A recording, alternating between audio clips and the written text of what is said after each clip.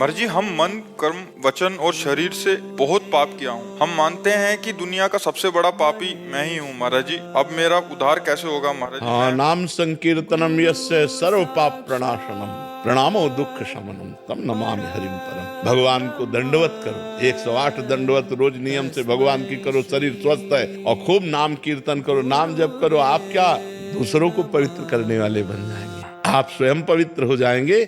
सतरति सतरति सलोकाम तारयति मम भक्ति युक्तो भुवनम पुनाद। अरे डरो मत, आज से पाप का नियम लो कि मैं पाप नहीं करूंगा। अब लो नसानी यमुना न सही हूं। और डट के नाम कीर्तन, भगवान को दंडवत, नाम जप, भगवान की लीला कथा सुनो, सबका भस्म हो जाएगा। उसी कारण से हमको लगता है शंकर भगवान छोड़ दिए। भगवान नहीं छोड़ते, भगवान नहीं छोड़ते। अब राम नाम में बहुत है, खूब नाम जप करो, खूब। भगवान का स्वभाव समझ लो, वो कभी किसी को छोड़ते नहीं। उनका स्वभाव नहीं हमारे भगवान का। विमुख भये निमिषो न अकृपा जब चित है तब वैसे। ऐसा करुणा में स्वभाव है। विमुख भये निमिषो न अकृपा जब चित है तब वैसे। परम करुणा में भगवान है। उनकी करुणा की तो पूछो मत। हमारी मलिनता है जो उनकी करुणा की तरफ नहीं देख पा रही है।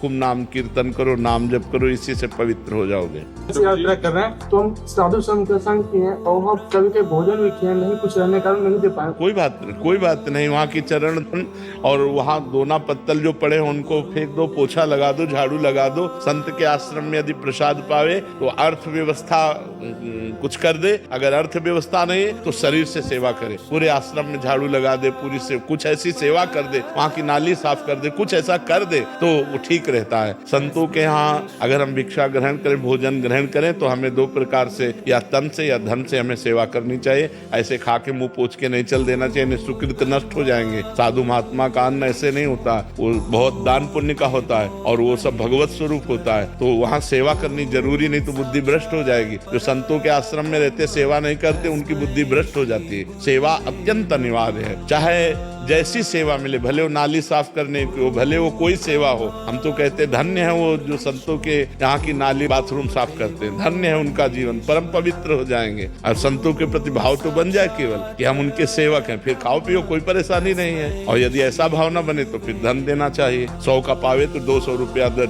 ठाकुर जी के चरणों में रख के चलावे, तब तो बात बन जाएगी।